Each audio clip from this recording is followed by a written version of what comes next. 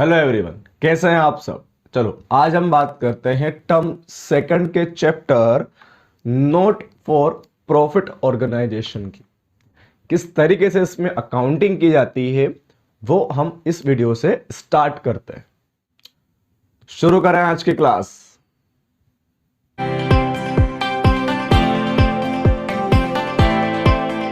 बात करते हैं accounting for not for profit organisation की।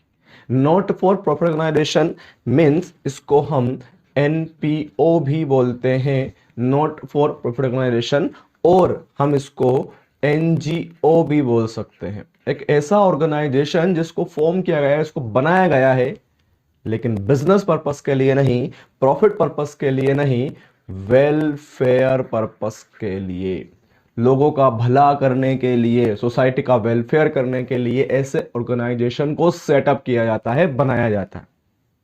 कौन इसकी परमिशन देता है? तो हमें परमिशन मिलती है द कंपनीज एक्ट 2013 के सेक्शन 8 से। सेक्शन 8 हमें यह बताता है, सेक्शन 8 हम बोलता है कि अगर आप सोसाइटी का वेलफेयर करना चाहते हो, सोसाइटी के लिए कुछ अच्छा काम करना चाहते हो, तो आप किसी भी पर्टिकुलर ऑब्जेक्टिव के, जो ऑब्जेक्टिव उन्होंने दिए हैं, education, sports and art, science, commerce या अदर कोई एक्टिविटी को प्रमोट करने के लिए अगर आप एक ऑर्गेनाइजेशन फॉर्म करना चाहते हो तो आप कर सकते हो सेक्शन 8 के अंदर। लेकिन उस ऑर्गेनाइजेशन का ऑब्जेक्टिव क्या होना चाहिए? सोसाइटी का वेलफेयर करना, लोगों की भलाई करना। आप उस ऑर्गेनाइजेशन को अपने बेनिफिट के लिए नहीं बना सकते। आप या तो कॉमर्स को प्रमोट करो, या साइंस को प्रमोट करो, या आर्ट को प्रमोट करो, स्पोर्ट्स प्रमोट करो, एजुकेशन प्रमोट करो, या एनी अदर एक्टिविटीज। आप चाहो तो दो एक्टिविटीज साथ में भी कर सकते हो, दो ऑब्जेक्टिव साथ में भी ले सकते हो। ऐसे ऑर्गेनाइजेशन को हम सेक्शन 8 में आपको फॉर्म करने की परमिशन देते हैं। ऐसा किसने बोला है? कंपनीज एक्ट 2013 ने बोला है। लेकिन ऐसे ऑर्गेनाइजेशन का जो मेन ऑब्जेक्टिव होना चाहिए वो सोशल वेलफेयर होना चाहिए, सोसाइटी के वेलफेयर के लिए होना चाहिए। जो भी ऑब्जेक्टिव आपने लिया है, इन सब में से कोई भी एक ऑब्जेक्टिव या एक से ज्यादा ऑब्जेक्टिव अगर आप ले रहे हो तो वो ऑब्जेक्टिव को फुलफिल करना पड़ेगा। और जो प्रॉफिट हो रहा है आपके यहां पर, उस प्रॉफिट को आपको क्या करना है? इन्हीं ऑब्जेक्टिव को आगे बढ़ाने में, उनको प्रमोट करने में, इंकरेज करने में यूज करना है, अपने पर्पस के लिए यूज नहीं करना है। This organisation is called not for profit organisation, NPO बोला जाता है उसको। सेंट्रल गवर्नमेंट इसके लिए आपको लाइसेंस प्रोवाइड करती है। उसको लग रहा है कि हाँ, ये पर्टिकुलर जो एनजीओ है, जो ऑर्गेनाइजेशन है, वो सोसाइटी के वेलफेयर के लिए काम कर रही है, तो वो आपको क्या देंगे? एक लाइसेंस देंगे। Then you can carry your activity for the welfare of society. लेकिन अगर सोसाइटी, उसको लगा गवर्नमेंट को कि आपका ऑब्जेक्टिव जो था वो आप फुलफिल नहीं कर रहे हो, आप प्रॉफिट कहीं और यूज कर रहे हो, देन सेंट्रल गवर्नमेंट में रिवोक योर लाइसेंस। आपका लाइसेंस क्या कर सकती है? सेंट्रल गवर्नमेंट रिवोक कर सकती है, वापस ले सकती है, एंड फिर से आपको as a normal company treat किया जाएगा। This is the all about the not for profit organisation in theoretical based. Educational institute, commerce, science, किसी भी एक्टिविटीज को अगर प्रमोट करना चाहते हो आप, then you may carry your organisation for promotion of this activities for social welfare. And section 8 the companies act 2013 आपको इसकी परमिशन देता है। ये तो हमने पढ़ा किसके बारे में? नोट फॉर प्रॉफिट ऑर्गेनाइजेशन के बारे में। इसको क्या बोलते हैं? नॉन ट्रेडिंग कंसर्न भी बोला जाता है, बिकॉज ये ट्रेडिंग करने के लिए नहीं बनाया गया है, ये वेलफेयर करने के लिए बनाया गया है। It is also called non trading concern. Trading का मतलब होता है परचेज सेल करना गुड्स एंड सर्विसेज को। यहां ऐसा कुछ नहीं होता है, यहां सोसाइटी का वेलफेयर होता है। लोगों की भलाई होती through the education, through the sport, through the art, through the science, through the commerce, कोई सा ऑब्जेक्टिव के बेसिस पर। सो एक ऐसा ऑर्गेनाइजेशन है जो नॉन ट्रेडिंग कंसर्न है, जहां पर ट्रेडिंग नहीं होती है, गुड्स को परचेज सेल नहीं किया जाता है, इट मीन्स यहां पर ट्रेडिंग अकाउंट नहीं बनेगा। तो सर कौन से अकाउंट बनेंगे? देखो, ऑर्गेनाइजेशन है, कंपनीज एक्ट के अंदर आता है, मतलब ट्रांजेक्शन्स तो कुछ ना कुछ होंगे। अब ट्रांजेक्शन्स होंगे, so they have to maintain accounting process. Accounting तो उनको मेंटेन करना पड़ेगी, उनको भी जर्नल बनाना पड़ेगा, उनको भी लेजर बनाना पड़ेगा, उनको भी ट्रायल बैलेंस बनाना पड़ेगा, and they also prepare final account, बनाते हैं। बट उनके फाइनल अकाउंट्स कैसे होते हैं वो हम यहां देखते हैं। दे आर फाइनल अकाउंट्स, कौन कौन से फाइनल अकाउंट्स वो बनाते हैं? बिकॉज फाइनल अकाउंट हम क्यों बढ़ रहे हैं अलग से? क्योंकि देखो, journal entry, ledger, trial balance, this all are the same process, वहां कुछ अलग नहीं होता है।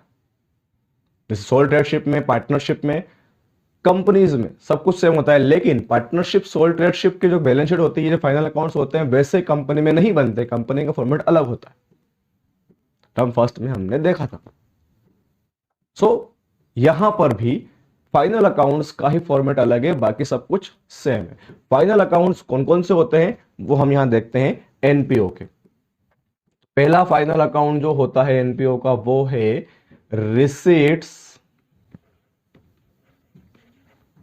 And payment account.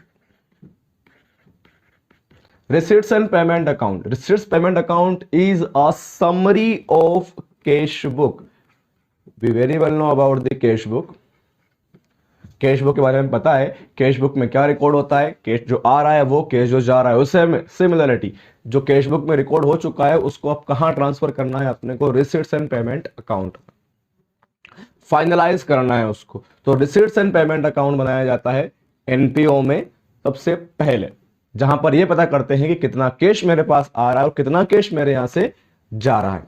This is also we can say real account, real nature का है ये, जहां पर कैश आएगा तो डेबिट करेंगे, कैश जाएगा तो क्रेडिट करेंगे। जैसे पेमेंट अकाउंट नाम दे रखा है उसका, रिसीट्स मतलब आ रहा है, पेमेंट मतलब जा रहा है। यहां कोई कंसेप्ट नहीं लगता है रेवेन्यू और कैपिटल एक्सपेंडिचर का नेचर का। लेकिन यहां अगला जो नेच अकाउंट है हमारा, income and expenditure account. This is the account which is prepared for the know about the profit or loss during the year. Sir NGO है, एनपीओ है, तो फिर प्रॉफिट लॉस का कंसेप्ट ही नहीं बनता है। प्रॉफिट लॉस तो वहां होता है जहां ट्रेडिंग होती है, जहां परचेस सेल होती है, डेफिनेटली बेटर। बट यहां पर एक्सपेंसेस तो होंगे, इनकम तो होगी। एनजीओ है, समवेयर हमको डोनेशन मिलेगा, वो हमारी इनकम हो सकती है। हमारे यहाँ सैलरी स्टाफ मेंबर है, वो सैलरी पे करना पड़ती है। सपोज दैट कि हमने एनजीओ कहीं बिल्डिंग पे रेंट पे ले रखी है, तो बिल्डिंग का पेमेंट करना पड़ता है। सो एनजीओ को भी अकाउंटिंग तो मेंटेन करना पड़ता है, और डेफिनेटली जब अकाउंटिंग मेंटेन कर रहे हैं तो प्रॉफिट और लॉस तो होगा। लेकिन यहां प्रॉफिट एंड लॉस अकाउंट ना बोलते हुए उसको क्या बोलते हैं? Income and expenditure account. क्योंकि प्रॉफिट लॉस, डेफिनेटली प्रॉफिट और लॉस कहां पर होते हैं? ट्रेडिंग अकाउंट में होते हैं, जहां पर परचेज सेल होती है। यहां इनकम हो रही है और एक्सपेंडिचर हो रहा है। ये इसका नेचर वही है, it is a profit and loss account nature, जहां पर हम रेवेन्यू नेचर के इनकम एक्सपेंडिचर लिखते हैं। प्रॉफिट एंड लॉस अकाउंट अगर आपने पढ़ा है अच्छे से तो आपको पता है कि प्रॉफिट एंड लॉस अकाउंट में ड्यूरिंग द ईयर, इस साल के लिए एक साल का इनकम एक्सपेंडिचर लिखा जाता है, प्रॉफिट एंड लॉस लिखा जाता है।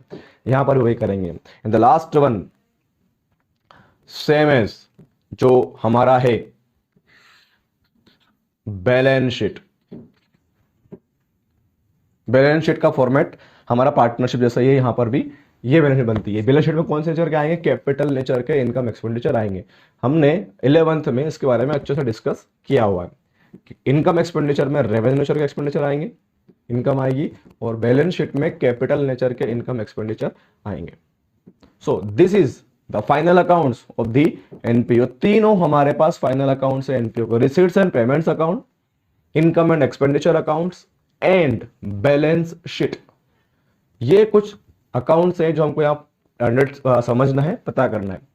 जैसा कि हमने पढ़ा है बेटा कि जब भी कोई अकाउंट बनता है, कोई बिजनेस फॉर्म आता है, तो उसका फॉर्मेट, उसकी कुछ टर्मिनोलॉजीज होती हैं। जैसे कंपनी की टर्मिनोलॉजी अलग है, पार्टनरशिप की टर्मिनोलॉजी अलग है, एक नया फॉर्म है हमारे पास अब एनपीओ, तो उसकी कुछ टर्मिनोलॉजी है, कुछ वर्ड्स हैं जो स्पेशली यहीं पर यूज किए जाते हैं।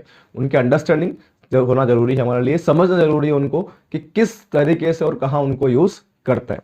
तो सबसे पहले जो वर्ड्स हैं टर्मिनोलॉजी में, वो है हमारे पास एंट्रेंस फीस, और we can say admission fees. Entrance fees और एडमिशन फीस, देखो अब मैं आपको एक स्पोर्ट्स क्लब के बारे में बताता हूं। एक स्पोर्ट्स क्लब है, स्पोर्ट्स क्लब आपने बहुत सारे देखे होंगे, जहां पर स्पोर्ट्स प्लेयर्स को ट्रेनिंग दी जाती है, एक्टिविटीज करवाई जाती है उनसे। समवेयर अगर आपको वहां पर मेंबर बनना है, if you want to play a particular game, तो आपको वहां का मेंबर बनना पड़ता है, क्लब का मेंबर बनना पड़ता है। ये एक सोशल एक्टिविटी है बेटा, एनजीओ है ये स्पोर्ट्स क्लब। आपको वहां का मेंबर बनना है तो आपको वहां पर एडमिशन लेना पड़ेगा, एंड आप जब वहां पर एडमिशन लेने जाते हो तो आपको एडमिशन फी, जिसको हम एंट्रेंस फीस भी बोलते हैं, वो पे करना पड़ेगी। Entrance fees, you have to pay the entrance fees in the time of admission. जब आप एडमिट हो गए उस क्लब में, पर्टिकुलर क्लब में, तो आपको एडमिशन फीस, एंट्रेंस फीस देना पड़ेगी। ये क्लब के लिए क्या है बेटा, ये क्लब के लिए इनकम है। इनकम है तो डेफिनेटली कहां पर शो होगी, ये इनकम एंड एक्सपेंडिचर अकाउंट में शो होगी। एंट्रेंस फीस, जब भी आप ऐसे स्कूल की बात करें, आपके स्कूल में गए होंगे तो आपने एडमिशन लिया होगा, तो एडमिशन के टाइम पर आपको एडमिशन फी पे करना पड़ी होगी। This admission fees is income for the schools, तो वो इनकम एंड एक्सपेंडिचर में इनकम साइड शो होगी। इनकम एंड एक्सपेंडिचर का नेचर कैसा है, नॉमिनल नेचर है। इनकम क्रेडिट होती है, वो तो हमें पता ही है, रूल्स सब फॉलो सब वही करेंगे हम, बस फॉर्मेट थोड़ा सा अलग है। Okay, so the first one is entrance fees. जब भी हम किसी क्लब के मेंबर बनना चाहते हैं, किसी क्लब में एडमिट होना चाहते हैं, so we have to pay the particular amount as entrance fees, and this entrance fees is income for the organisation. ये इनकम है किसके लिए, उस ऑर्गेनाइजेशन के लिए जहां पर हम इंटर होना चाहते हैं। ठीक है, अगला हम देखें एंट्रेंस फीस के बाद, one of the most important things in the NPO is subscription. Subscription, sir ये तो कंपनी में पढ़ा है हमने, subscription subscribed capital same as, but यहां कंपनी नहीं है, यहां पर एनजीओ है, तो यहां पर सब्सक्रिप्शन थोड़ा सा अलग बन जाता है। क्या होता है, जैसे आप नेटफ्लिक्स यूज करते होंगे, you are using Amazon Video, so if you want to be a member of particular OTT platform, you have to subscribe on it. आपको सब्सक्राइब करना पड़ता है, इवन मंथली, ईयरली, जो भी आपको लगता है। सो आप मंथली उसको सब्सक्रिप्शन फी पे करते हो, सब्सक्रिप्शन फी उसको पे हम करते हैं monthly. This subscription is also पे इन क्लब ऑल्सो, यहां पर भी पे करना पड़ता है। देखो आप एडमिशन ले लिया आपने, बट वो तो एडमिशन फीस थी, इंटर होने के लिए फीस दिया आपने। अब अगर आपको मंथली मेंबर बनना है तो एक महीने की आप सब्सक्राइब कर लो, देन आप क्या कर सकते हो, उसके बाद यहां से निकल सकते हो। अगर आपको अगले महीने करना है तो फिर कर सकते हो। तो सब्सक्राइब तो आपको मेंबर बने रहने के लिए करना पड़ेगा, एडमिशन तो आपने बस एंटर होने के लिए, वो तो एंट्री फीस थी, this only the entry fees. If you want to be a club member, then you have to pay every month, every 6 months, every year as a particular amount, as a subscription fees। Subscribe करना पड़ेगा वहां पर, आपको subscribe करना पड़ेगा तो उसके लिए फीस लगेगी, and this subscription fees also is an income for the club. क्या है बेटा, ये इनकम होती है। इनकम एक्सपेंडिचर में इसको भी हम शो करेंगे, ट्रीटमेंट है इसके, अच्छे से अकाउंटिंग करेंगे हम इसके बारे में, न्यूमेरिकल क्वेश्चंस भी है इससे रिलेटेड, स्पेशल ट्रीटमेंट होता है सब्सक्रिप्शन का, वो हम देखेंगे। अभी हम टर्मिनोलॉजी पढ़ रहे हैं, थ्योरेटिकल पोर्शन पढ़ रहे हैं। तो subscription also is a fees for income for the club. Subscribe करना पड़ता है आपको, या तो मंथली करो या फिर ईयरली करो या 6 मंथली करो, जब जो भी आपको लगता है बेस्ट बेसिस पर, आपको नहीं लगता है, क्लब को लगता है। जैसे मान लो नेटफ्लिक्स ने बोल दिया कि हम तो पूरे 1 साल का सब्सक्रिप्शन देते हैं, तो करना पड़ेगा आपको। उसने बोल दिया चलो मंथली कर देते हैं, तो मंथली कर रहे हैं। ऐसे कुछ एग्जाम्पल्स हैं सब्सक्राइब करने के आपके पास, तो सब्सक्रिप्शन लेना पड़ता है हमें अगर उस पर्टिकुलर क्लब का मेंबर मुझे बने रहना है तो। देन थर्ड वन जो यहां पर है वो है life membership fees. Life membership fees, आप मंथली सब्सक्राइब मत करो। आपने बोल दिया है कि मैं बार बार पेमेंट करने नहीं आ रहा आपके पास, पूरा पैसा इकट्ठा रखो, लाइफ टाइम मैं इस क्लब का मेंबर रहूंगा।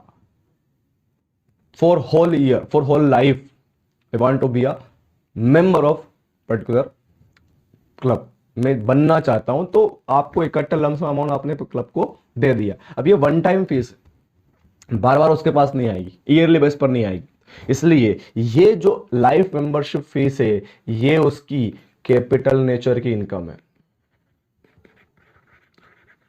It is one time capital nature की इनकम है। सो जनरली ये कहां पर शो होती है, बैलेंस शीट में। लेकिन अगर क्वेश्चन ने कुछ स्पेसिफिक किया है कि आपको लाइफ मेंबरशिप फीस को रेवेन्यू मानना है, इनकम एक्सपेंडिचर में शो करना है, देन हम उसको वहां ट्रीट करेंगे। If the question silent about the life membership fees, we will treat this life membership fees as a income, capital nature income, and we will show in the balance sheet.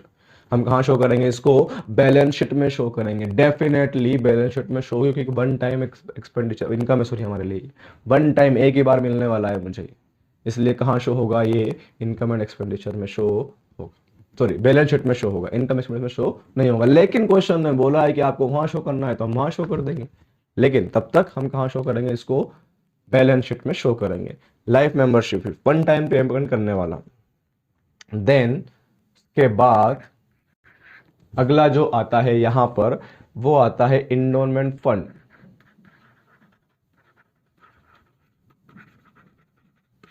It is also a fund given by the particular person to club, किसी particular work को करने के लिए, या फिर ऐसे ही दिया जा सकता है कि आप हमारे क्लब, आप इस फंड का यूज करो अपने क्लब को वेलफेयर करने के लिए।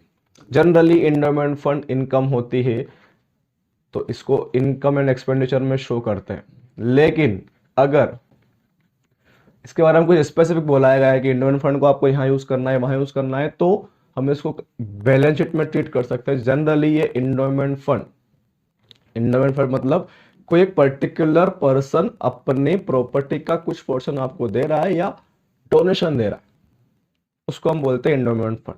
और वही वर्ड आ जाता है हमारे सामने, क्या डोनेशन क्या होता है। डोनेशन, देखो क्लब है, हम सोसाइटी है, डेफिनेटली मुझे वेलफेयर के लिए डोनेशन मिलेगा। जनरली हम भी नहीं चले जाते हैं कभी कभी तो एज अ क्लब कि यार वहाँ डोनेशन अच्छा मिल सकता है, तो हम वहाँ चले जाते हैं, डोनेशन मिलता भी है मुझे। अब डोनेशन जो मिलते हैं वो दो टाइप्स के होते हैं, एक होता है जनरल, फिफ्थ वाला पॉइंट है हमारा, एंड दूसरा होता है हमारा स्पेसिफिक डोनेशन।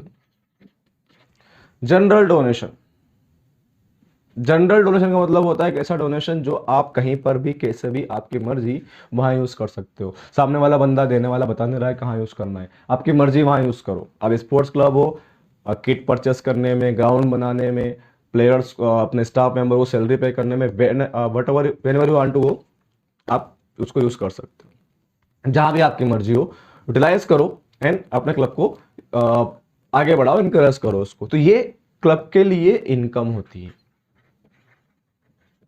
इसको इनकम एक्सपेंडिचर में शो करेंगे। रीजन बिहाइंड दैट सिंपली ये कहीं भी यूज कर सकते हैं हम, तो हमारी मर्जी वहां यूज करें। लेकिन स्पेसिफिक का बोला गया है, तो स्पेसिफिक में यह होता है कि आपको बोला जाता है कि आपको कहां यूज करना है। जैसे बोल दिया गया है स्पोर्ट्स क्लब वाले ने कि आपको क्या बनाना है, स्पोर्ट्स का क्रिकेट ग्राउंड बनाना है, क्रिकेट ग्राउंड बनाना है आपको, you have to construct the ground for the cricket. आपको बोला गया है 10 लाख रुपए रखो, क्रिकेट ग्राउंड बना के देना मुझे, सब मतलब बनाना है आपको। अब आपको ये लाइबिलिटी ऑब्लिगेशन है आपका कि आपको वो क्लब बनाकर देना है, क्रिकेट ग्राउंड बनाकर देना है। अगर आप इसको बनाकर नहीं देते हो तो वो पर्टिकुलर वाला बंदा आपको कुछ कर सकता है, केस कर सकता है, कुछ इन्फॉर्मेशन कर सकता है बेटा, कुछ एक्शन ले सकता है आपके साथ। तो that is why you have to prepare it, construct it, sorry. ये लाइबिलिटी है हमारे लिए, ऑब्लिगेशन है, और लाइबिलिटी है इसलिए कहां पर शो होगा, बैलेंस शीट में शो होगा। ये बैलेंस शीट में शो होगा आपकी, क्योंकि जब तक ग्राउंड नहीं बन जाता तब तक वो पैसा आप कहीं और यूटिलाइज नहीं कर सकते। हाँ, उसके बाद अगर बच गया तो आप कहीं और यूटिलाइज कर लो, लेकिन तब तक तो आपको वहीं उसको यूज करना है, हर एक पैसा उसका। इसलिए ये लाइबिलिटी है, और लाइबिलिटी हमारी कहां पर शो होगी, बैलेंस शीट में शो होगी, लाइबिलिटी इसलिए। Donation general and specific. Government, देखो सिंपल सा कंसेप्ट है, इंफॉर्मेशन क्लब है, वेलफेयर वाला काम है, तो गवर्नमेंट भी अपने हिसाब से बेनिफिट देगी आपको, वो ग्रेंट प्रोवाइड करती है आपको, वो आपको कुछ डोनेशन देती है, डोनेशन नहीं बोलते, ग्रेंट बोलते हैं उसको। It is also same, two types, general और दूसरा स्पेसिफिक। दोनों टाइप्स के होते हैं, जनरल डोनेशन और स्पेसिफिक डोनेशन। जनरल वही, कुछ भी नहीं बोला है गवर्नमेंट ने कहाँ यूज करना है, then it is income for the company, it is not company organisation, income है हमारे लिए। लेकिन बोला गया है कहाँ यूज करना है, देन गवर्नमेंट ने बोला कि चलो ये पवेलियन बनाओ, तो फिर हमारे लिए लाइबिलिटी है बेटा, and liability will be shown in the balance sheet. Specific है तो हम यहाँ यूज कर रहे हैं उसको, ये होता है जनरल और specific government grant. 6 point, then 7th point we can use is legacy, one of the also income for the club। legacy क्या होता है, legacy मतलब होता है कि सामने वाला बंदा जो डेथ हो गई उसकी, उसने पूरी की पूरी प्रॉपर्टी किसके नाम कर दी, हमारे नाम कर दिया, कुछ पोर्शन उसमें हमारा नाम कर दिया। So this is an also income for the society. Sir ये तो वन टाइम ही होगी ना, लेकिन जनरली इसको वन इनकम ही माना जाता है। It's like a donation, simple donation, जहां पर कुछ बोला नहीं कहाँ यूज करना है इसको, इसलिए इसको इनकम माना जाता है। और इसको इनकम, सर इसने अगर बोल दिया तो वही बात हो गया ना, बोल दिया तो हम बैलेंस में ट्रीट कर लेंगे इसको, लायबिलिटी मान लेंगे इसको, क्योंकि बोला है इसलिए हम ट्रीट कर लेंगे। सेम कंसेप्ट है लाइक डोनेशन, लेगेसी का भी। देन ये तो हो गई सारी हमारी इनकम्स की बात, और इनकम ले लेते हैं हम। क्या इनकम होती है इसको, सेल ऑफ ओल्ड न्यूज़पेपर। देखो हम सेलिंग तो कुछ कर नहीं रहे, लेकिन पेपर आया हमारे पास, पेपर क्या करें, रद्दी पड़ा हुआ है, तो पुराने पेपर इकट्ठे हो गए, हमने क्या कर दिए, सेल कर दिए। ये भी हमारे लिए क्या होती है, इनकम होती है, और इसको इनकम एक्सपेंडिचर में शो करते हैं, क्योंकि ये असेट नहीं है, न्यूज़पेपर का रेगुलर एक्सपेंसेस है हमारा बेटा, तो इसकी इनकम भी रेगुलर इनकम ही रहेगी। देन एक्सपेंडिचर की बात करें, so one of the word which is generally used in the NGO, honorarium. What is honorarium, अगर मैं इसको ऐसे जनरल लैंग्वेज में बोलूं, इट इज जस्ट अ फी, ये फीस होती है, लेकिन उसको थोड़ा सा फैंसी, थोड़ा सा रिस्पेक्टफुल नेम दे दिया गया है, honorarium. Going to honour particular person to come in the NGO. जैसे एक बहुत बड़ा आदमी है, हमने हमारे एनजीओ में उसको बुलाया किसी पर्टिकुलर फंक्शन पर, किसी इवेंट पर, और वो बंदा हमारे यहाँ चीफ गेस्ट बन के आया, डेफिनेटली वो हमसे कुछ चार्ज लेगा बेटा, और वो चार्ज जो लगता है वो चार्ज हमारे लिए एज अ एनजीओ एक्सपेंसेस होता है, बट हम उसको चार्ज या फीस नहीं बोल सकते क्योंकि वो रिस्पेक्टफुल पर्सन है। That is why it is called honorarium given to particular secretary, particular chief guest, जो भी इसका नाम बोला गया। ऑनोरेरियम हमारे लिए क्या होता है, ऑनोरेरियम हमारे लिए एक्सपेंडिचर होता है, and it will be show in the income and expenditure account. Honorarium और क्या एक्सपेंस हो सकते हैं सर, सैलरी दे रहे हैं अपन, रेंट दे रहे हैं, ये हमारे एक्सपेंसेस हो सकते हैं बेटा। So these are some terminology that we are using here, some of the that like सबसे पहले हमने देखा एंट्रेंस फीस, जिसके बाद हमने देखा subscription fees, then life membership fees, ये बड़ा इंपॉर्टेंट है इसमें, endowment fund, donation like donation, government grants, legacy, sale of old newspaper, honorarium. So ये टर्मिनोलॉजी है जो यहीं पर यूज की जाती है, और टर्मिनोलॉजी इसके आसपास कुछ और नहीं हो सकता है बेटा, लेकिन फिर भी अगर होगा तो हम जब भी सामने आएगा तब हम उसको डिस्कस करेंगे, तब मैं बताऊंगा आपको उसका मीनिंग क्या होता है। ऑलमोस्ट हमने जो मेन टर्मिनोलॉजी यूज करेंगे हम जनरली यहाँ पर, वो सारी हमने यहाँ पर कवर कर लिया है। ठीक है, चलो इस वीडियो में हमने थ्योरी पोर्शन डिस्कस किया। नेक्स्ट वीडियो में हम थोड़े से न्यूमेरिकल कंटेंट पर चलते हैं। तब तक के लिए thank you, have a good day.